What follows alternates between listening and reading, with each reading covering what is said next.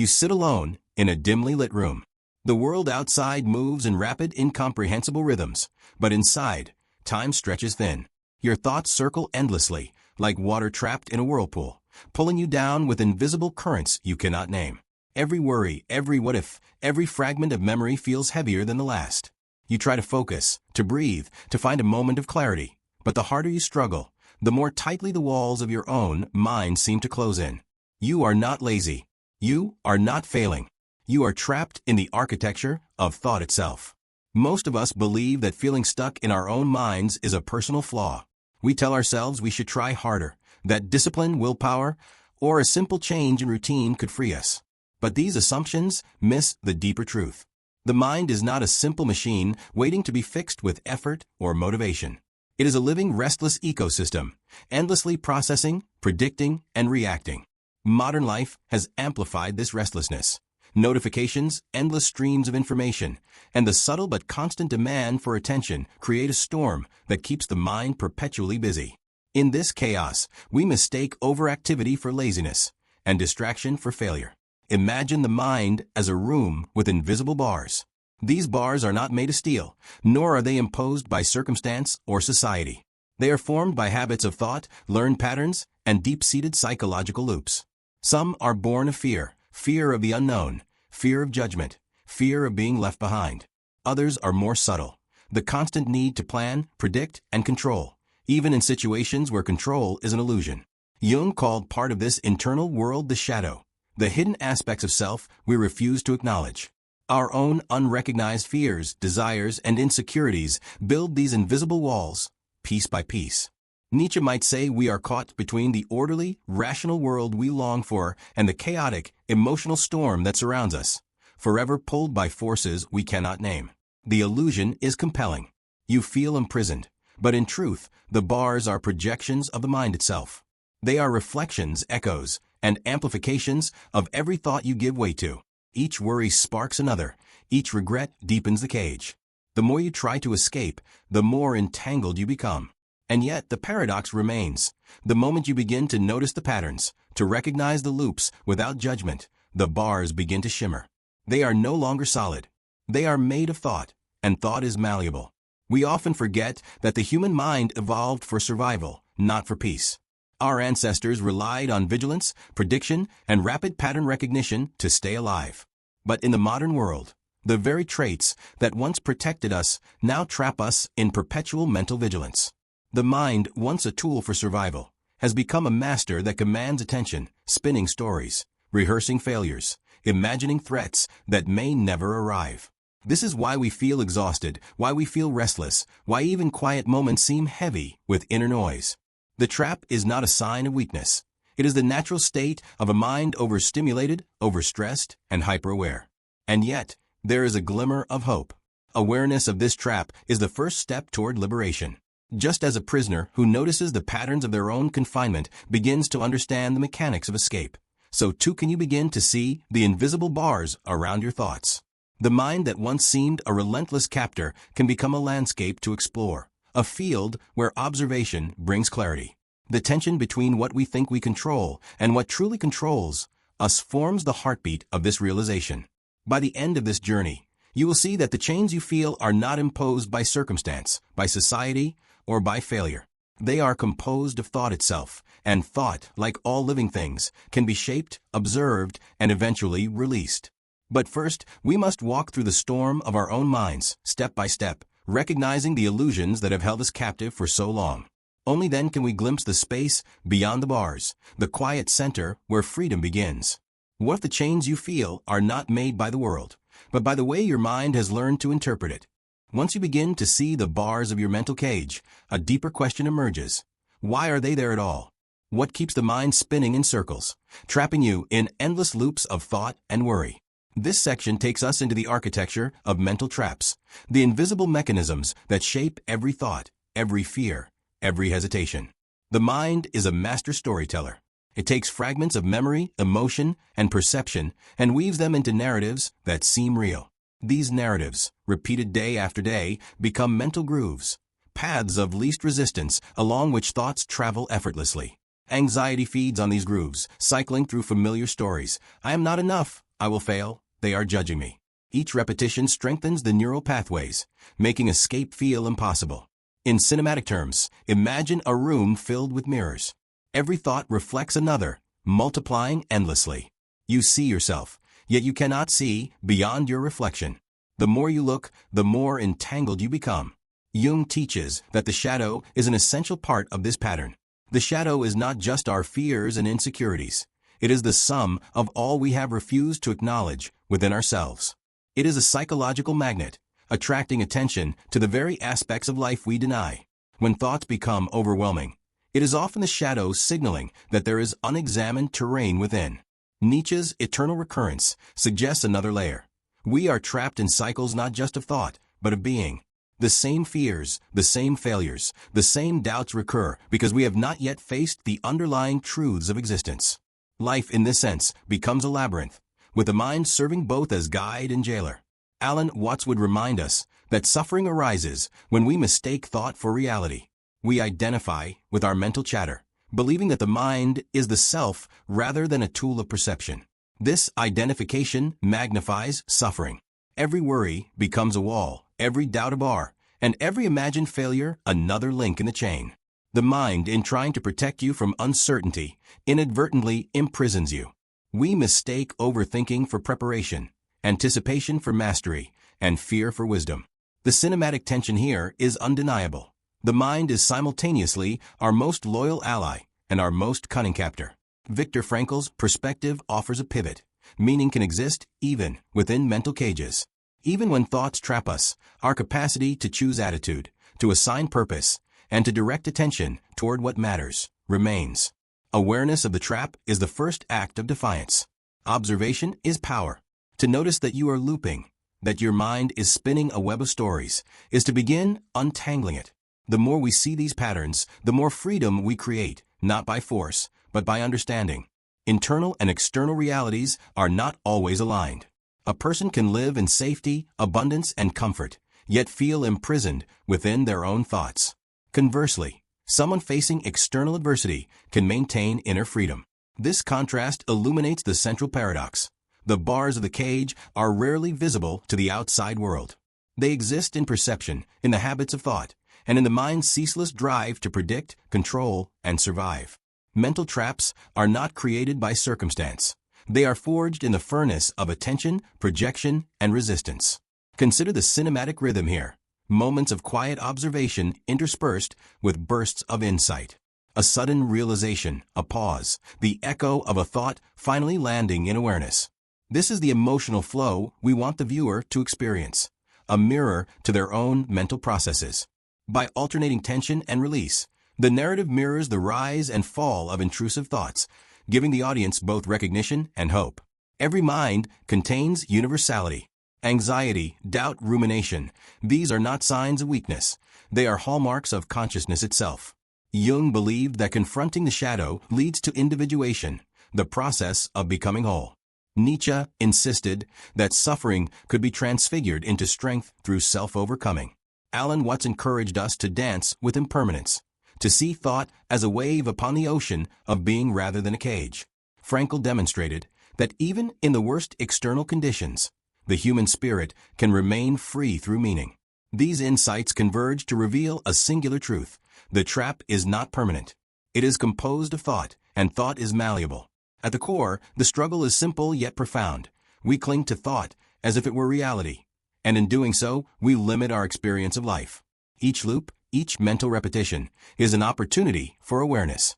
By observing the patterns without judgment, by recognizing that each fear and worry is a reflection rather than a reality, the bars of the cage begin to shimmer. Slowly, imperceptibly, we learn that we are not the prisoner, but the observer. We are not bound by thought, we are its witness. And so, the stage is set for transformation. The audience has seen the cage, traced its architecture, and understood the forces at play. Awareness has taken root. The next act is liberation, not through force, but through recognition. Not through escaping the mind, but by seeing it clearly for the first time. The cinematic journey of insight begins here, where observation meets presence, and the mind that once trapped you becomes the path to freedom. The first step toward freedom is awareness. You have seen the cage, traced the architecture of your mental traps, and recognized the patterns that have held you for so long. Now comes the deeper journey, the moment when observation becomes liberation, when seeing clearly transforms into release. Imagine sitting quietly, closing your eyes, and noticing the relentless flow of thought without judgment. Each worry, each regret, each fleeting fear appears as a visitor rather than a captor. The tension begins to soften.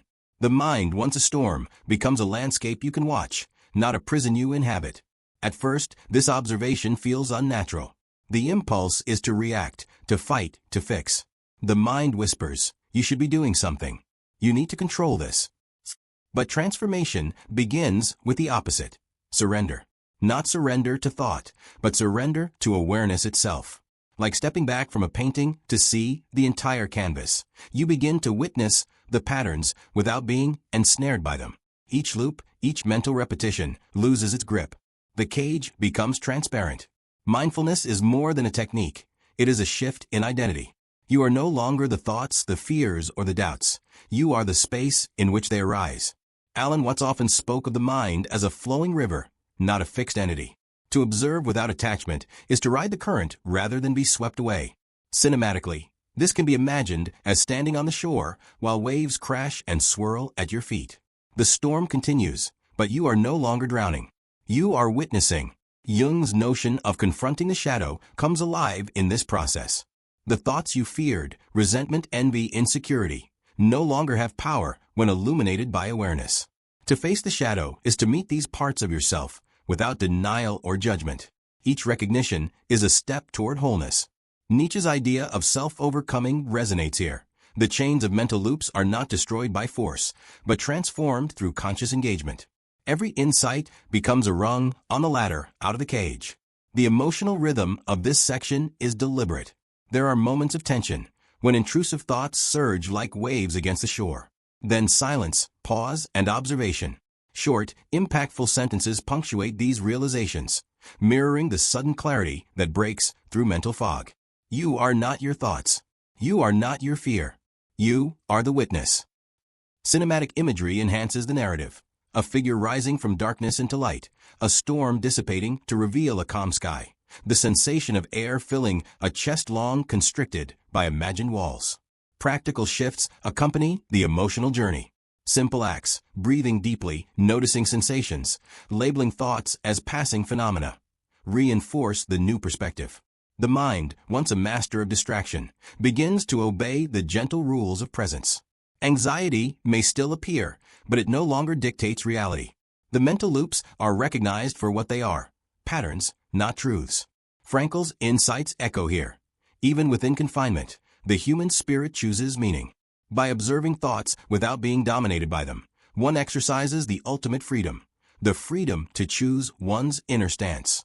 Cinematic storytelling emphasizes contrasts, chaos and calm, noise and silence, tension and release. The viewer experiences the psychological transformation as it unfolds. The storm of thought that once seemed overwhelming now becomes a rhythm, a wave to ride rather than a wall to crash against. Each breath, each moment of awareness, diminishes the illusion of captivity. This transformation is not instantaneous. It is a process of repeated recognition, gentle confrontation, and sustained attention. But each moment of clarity accumulates, reshaping perception. The bars of the cage, once invisible, then oppressive, begin to dissolve. Observation itself becomes liberation. You realize that the mind can never imprison the observer. The walls were never real. They were projections of attention, magnified by fear and over-identification. And in this clarity lies a profound paradox. To be free, you do not need to escape thought. You only need to see it clearly. Awareness and presence dissolve the illusion. The mental cage remains visible, but it no longer confines. You can move within it, navigate it, and eventually walk out of it, not by breaking the bars, but by transcending their power over you. By the end of this transformation, the viewer is guided to a place of emotional and cognitive equilibrium. The storm has not disappeared entirely, it never does, but the mind is now an instrument rather than a captor. Insight merges with feeling. Confusion gives way to clarity, tension softens into calm, and the heavy weight of invisible chains lifts. This is the cinematic apex of the narrative. the moment of recognition, the first taste of freedom, the realization that the cage was always temporary, always mutable, and always within the scope of conscious awareness. The stage is now set for integration. Having experienced liberation internally, the next step is to translate this insight into daily life. The final act will bridge philosophical understanding with practical lived freedom, showing that the mind, once a trap, can become a terrain for growth, meaning, and serenity. The final stage of this journey is integration, bringing the profound insight of liberation into the ordinary flow of daily life. You have seen the cage of your mind, traced its invisible bars, and discovered the possibility of freedom through awareness. But awareness alone is not enough. Freedom becomes meaningful only when it shapes your every step, every breath, and every choice.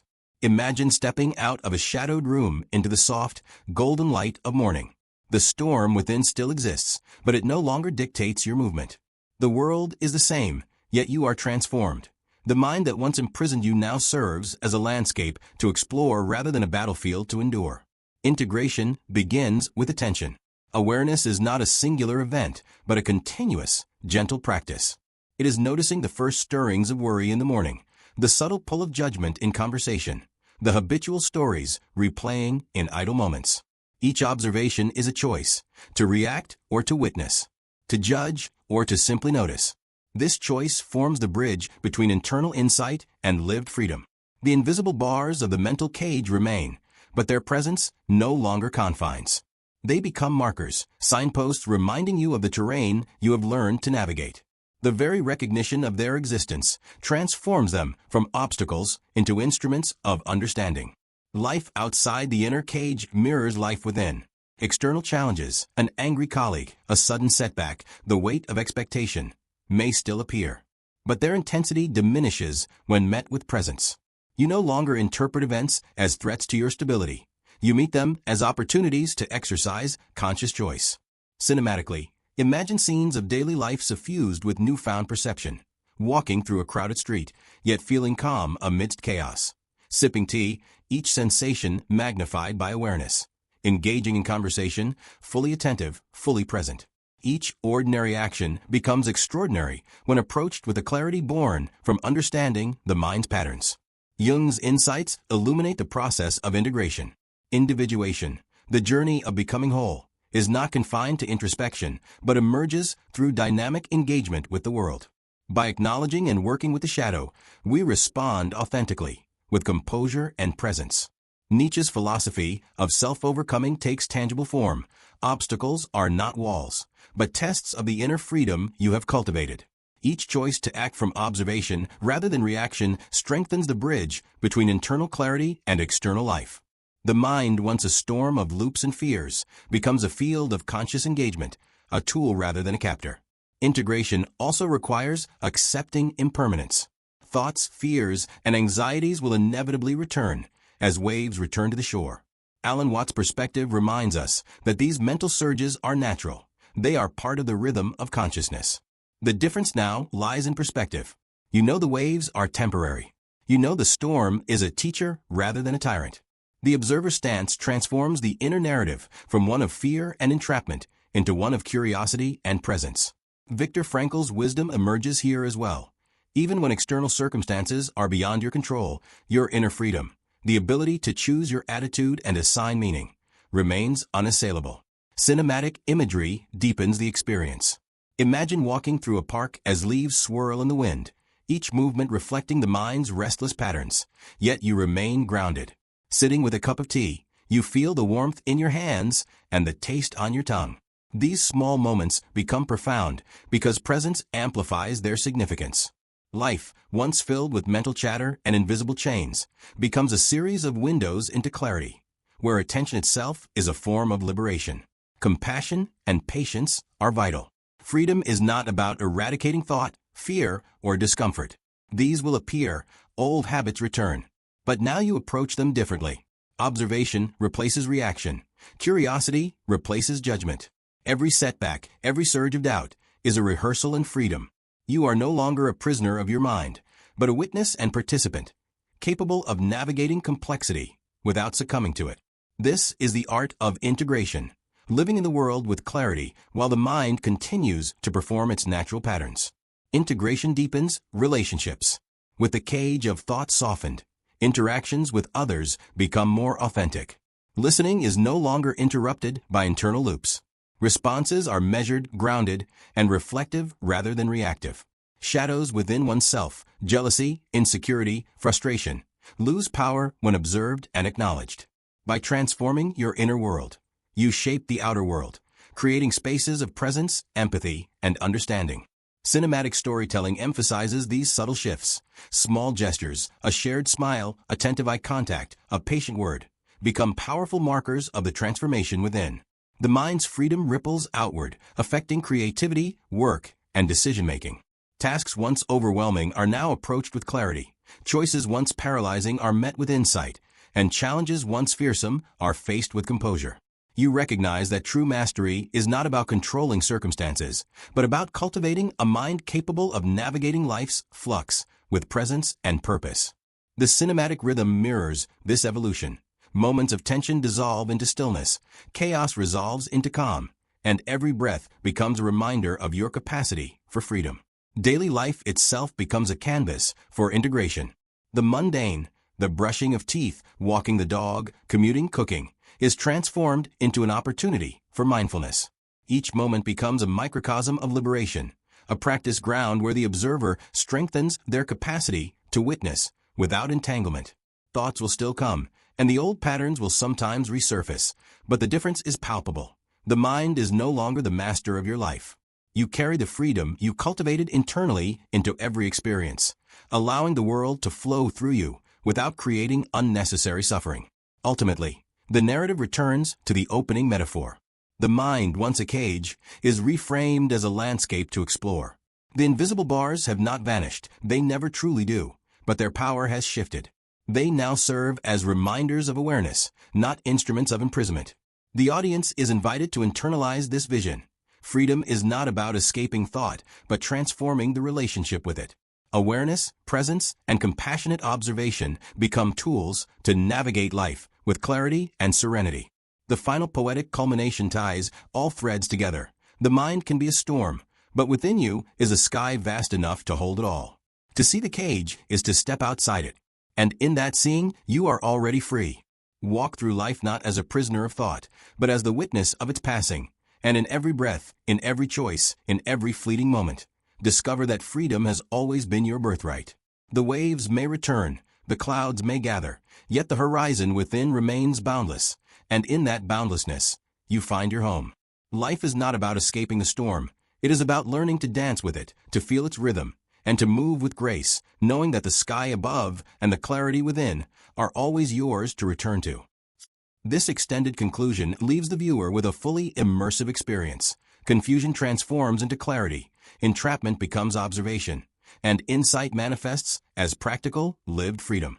Life is no longer a battle against the mind, but a dance with it, where liberation is continuously practiced, experienced, and embodied in every thought, action, and moment.